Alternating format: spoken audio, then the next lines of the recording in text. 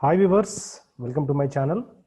So today we are going to discuss a good topic, that is incidence of tax. In the previous class we discussed the basics, the slab rates, residential or non-residential, that is the status of a person. Okay, so today we are going to focus on this topic. So you observe this incidence of tax that comes under section 5. Then what is incidence of tax? Okay, we need to understand the incidence of tax. Incidence of tax is nothing but the burden on whose shoulder it is going to fall. So you observe this slide. Income tax is charged on the total income of a person earned during the previous year. Okay, based on the previous year only, we are going to calculate the total on his total income, the tax liability for this assessment year 2021. The total income depends upon the residential status of a person. The residential status is the deciding factor whether he is a resident or non-resident. Okay, then here it is to observe that which income is to be included and excluded in computing total taxable income here. Okay, here again what happens here, few things should be included and the other things should be excluded. Okay, what things should be included and what is excluded we are going to see today. That is, the income earned and received in India only is to be taxed, or the income earned and received outside India is also be taxed depend upon his residential status. Here the condition is that sometimes what happens, the person he is residing in India, so his residential status is proved he is a resident of India. On his total income we are going to calculate the tax liability. Then again sometimes he is a non-resident based on the relevant previous year. We need to consider whether he is a resident or non-resident. It means the previous year for which the residential status is to be determined. That is most important here. What is the previous year? The previous year is 2019, 2020. Any preceding year are termed as earlier previous year. Any preceding year means here, for example, the previous assessment year is 1920. For that year, previous year is 18 and 19. So here we need to determine the residential status, that the person is a resident or non-resident in the relevant previous year. Okay, based on this, the tax burden, that is the incidence of tax, will be going to happen. Okay, the next one here, it is an economic term, that is the incidence of tax is an economic term, and is also, it is a division between buyer and a seller here. Again, the buyer and seller, I am using the word. Okay, when you purchase a product, then the burden will be shifted on the seller because he is directly paying the tax to the government. Okay, but here what happens here, indirectly the consumer is paying tax. Okay, then it is to understood that the shifting of tax burden on the shoulder of the consumer, it finally it going to happen. Again, shifting of tax burden will be in two ways. You observe these two ways, that is backward shifting and forward shifting. Okay, you observe these paragraph here, the economic terms here, the buyer and seller in the market. We are going to observe the consumer is ready to purchase any product, but meanwhile when the buyer brings the product for the trading purpose, then immediately he is going to pay the tax to the government, but finally it is shifted on the shoulders of the consumer, but he's because he's an end user. Okay, again here this shifting of tax burden will be divided into two ways, that is a backward shifting and forward shifting. What is backward shifting? When the price of the product is increased, see, when the price of a product is increased, then consumer will not purchase the goods or commodity. Okay, then the tax burden shifted on the seller's own shoulder. Okay, then immediately here what happens, to overcome that tax burden, simply shifting of tax burden by reducing the rates of wages to the laborers, reducing the salary of employees. If the laborers and employees are not willing to work with the low wages and low salary, then that business will wind up. That this is called backward shifting. Okay, you observe carefully here, when the price of the product is increased, then immediately the goods or the commodity, here the person, okay, the consumer is not willing to purchase because the price of that product is increased when comparing to the previous day or the previous month. Okay, then immediately the burden will be shifted on the seller itself. Then immediately what he is going to do means, here the laborers or the wages, okay, payment of wages, laborers, those who are working under his control, or here the employees, those who are working under his control, immediately he will show a effect on their shoulders by reducing their wages or reducing their salaries. If they are not willing to work under his control, then immediately their chances are there the business is going to wind up. Okay, this thing is going to happen. This is called backward shifting. Then forward shifting, tax burden is imposed on producer but shifting of tax fall on the shoulders of consumer. Okay, this is called forward shifting. Tax burden is imposed by the producer but shifting of that tax fall on the shoulder of consumer. Suppose you go for purchasing any product, okay, immediately the need is the consumer need, here immediately he is purchasing, but advancedly he added some additional amount for that concerned product. For example, the product price is 100, based on the demand he increased the product price, that is he added some percent amount, that is 120 rupees or 150 rupees. This additional 50 rupees is a burden to the consumer. Immediately here the tax burden will be imposed on producer, but immediately he is going to shift on the shoulders of the consumer. This is called forward shifting. Okay, then we need to understand these two terms, that is impact and effect. What is impact? A person on whom the immediate burden falls while purchasing any product, it is called impact. Immediate effect here. Okay, then next one, effect. Effect means nothing but at the time of levying the taxes on the product, if the product price is increased, then the tax burden will be shifted on the other's shoulder. Okay, you observe carefully. This is impact and the effect here. Then next here, according to section 5 of Income Tax Act 1961, the concept of income and the place of earning income in India or in a foreign country are the deciding factor for determining the tax income or tax liability. Okay, that is which incomes are to be included and excluded while computing the total income of an assessee. Okay, these two terms are the deciding factor whether the person is belongs to foreign or India. Okay, these two terms we have to consider while computing the tax income of an assessee. Then the tax liability of a person depends upon his or her residential status during the relevant previous year. We are going to consider the relevant previous year only here for this assessment here. Okay, the object is to consider that who is ultimately bears the burden of tax. It is a final resting place of tax. The objective of the income tax is that the burden on whom it falls. Okay, then the final resting place we can say. Okay, according to section 5, we are going to decide whether is a Indian or a foreigner. The next, income based upon its origin divided into two, that is Indian income and foreign income. Okay, you observe carefully here, Indian income. Okay, Indian income is nothing but income earned and deemed to be received in India, treated as Indian income. Income from, that is income from salary, business, profession, any asset and capital gain on transfer of assets.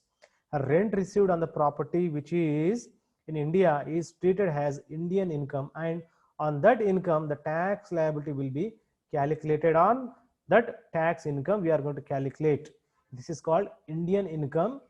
Okay, then foreign income here, income earned and deemed to be received outside India, treated as foreign income. Income from salary, business, profession, any asset and capital gain on transfer of assets, rent received on the property which is not in India, it is treated as foreign income. Okay, you observe carefully, income earned in India or deemed to be received in India, then it should be treated as Indian income. Income earned and deemed to be received outside India, it is called a foreign income. Okay, this is a division of income, that is Indian income and foreign income. The next one here, income from other sources. Income from other sources also important concept here, that is royalty income, tax liability, then dividend here. If the central or the state government is paid royalty to the receiver, it becomes an Indian income in India. The next tax liability, any fee is paid by central or state government to the non-resident, then such income is treated as foreign income. Okay, these two things, that is royalty income and tax liabilities, okay, here it is going to happen in India itself. Then dividends here, if the dividend is paid by an Indian company outside India to the receiver, it becomes an Indian income. If the dividend received in India from Indian company, then it is fully exempted.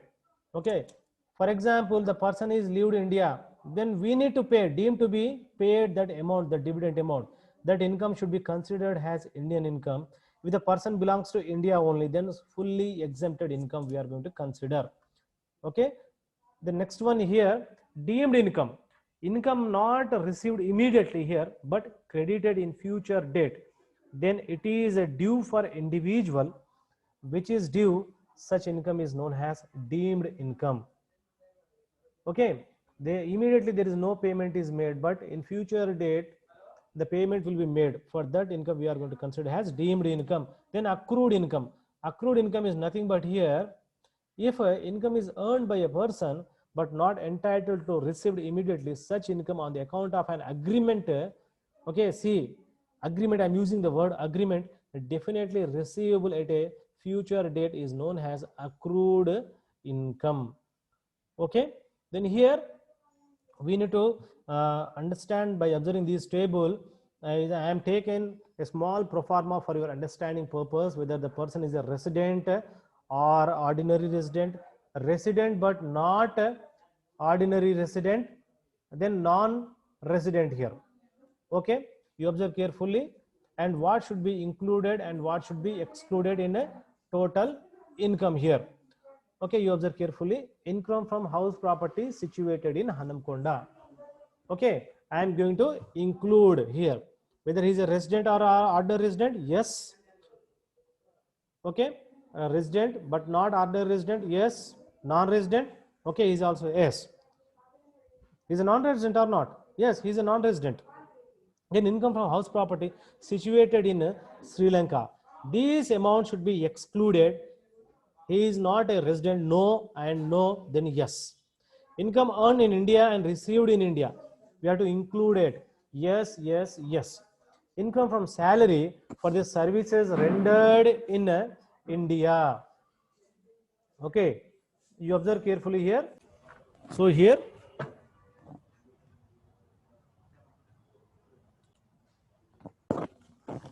you have to observe this table.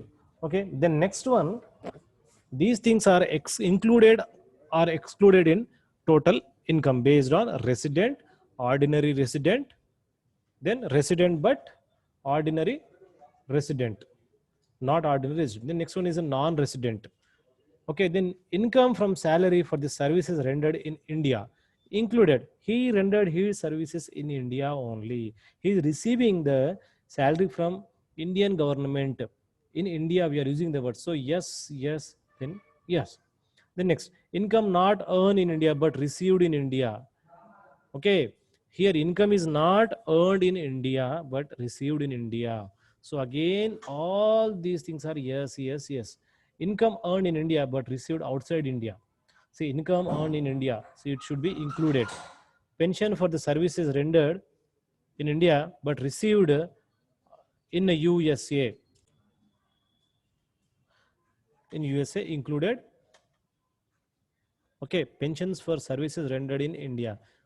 Okay, before his retirement he stayed in India, but after his retirement he went to USA, then that income is included. Again here, yes, is a resident, ordinary resident, resident but not ordinary resident, non-resident. Income not earned in India and not received in India, like control and management on business profession from India. If control and management is there, then here what happens, automatically included. Then again resident, and ordinary resident, resident but not ordinary resident, then non-resident. Okay, the next one here, income not earned in India and not received in India, like, okay, here no control and management on business profession from India. It should be excluded, and he is a not resident or ordinary resident, resident not ordinary resident. Then here non-resident, he is a non-resident. Pensions for services rendered in India but received in USA. Okay, it is repeated here. You observe carefully. The next one, interest received in India, either deposited cash in Indian bank. Okay, cash in bank. Already we deposit cash, but we are getting receiving some interest on that deposited amount. It should be included, and he's yes, yes, yes. Okay, then dividend received in Hyderabad from an Indian company, that should be included. That is yes, yes, yes, yes. But here dividend, see, received in Hyderabad, he is receiving in Hyderabad, but it should be fully exempted. Okay, fully exempted here. Then here received dividend in Beijing from China, it should be excluded. Fully exempted, no, it's not exempted for the first case, not exempted for the second one, and fully exempted for non-resident. Okay, I think you go understand this one. Based on these pro forma which I prepared for your understanding purpose, you what should be included and what should be excluded, I think you got.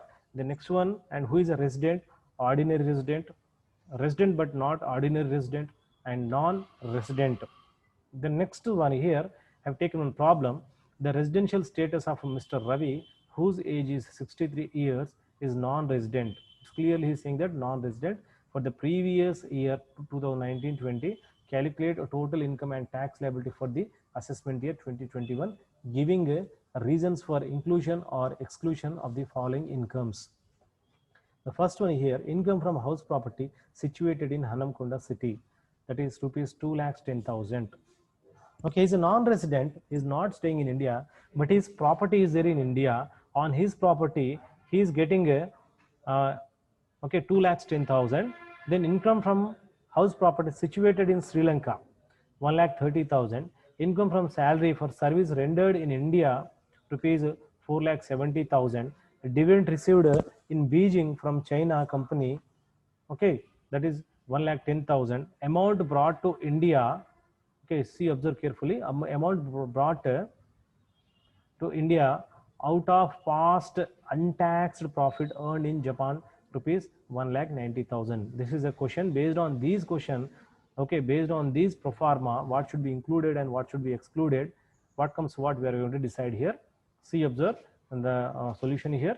The residential status of an assessee is a non-resident, hence he has to pay tax on Indian income only. This is the condition, on Indian income only they have to pay. Untaxed foreign income of earlier period cannot be taxed now. Okay, because on previous year only we are going to calculate the tax. Then you observe calculation of Mr. Ravi total income for the assessment year 2021. Okay, serial number here 1, 2, 3, 4, 5. 5 questions are there, so I am taking 5. See, income from house property situated in India. Okay, this place belongs to India. It should be included. House situated in India, that is 2,10,000. Then income from house property situated in Sri Lanka, this should be excluded. House situated outside India, okay, we need to write here nil.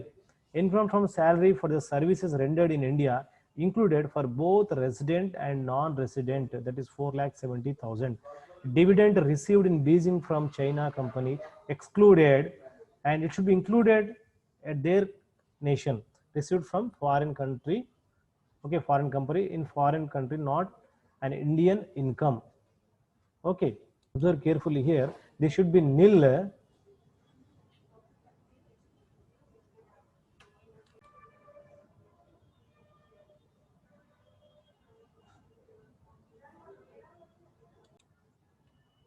Okay, they should be nil because he received his dividend in foreign country. The next one, amount brought to India out of past untaxed profit earned in Japan. Okay, this is untaxed it should not be excluded because the amount belongs to foreign. The next one here, untaxed income tax of earlier period cannot be taxed now. This should be nil.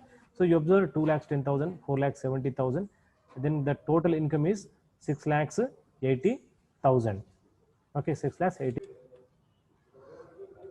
I think you understood this problem. You observe the problem carefully. Okay, this is a problem. Based on this problem, we've done this solution also. So please subscribe to my channel Fine Telangana. Thanks for watching the video. Okay, thank you very much.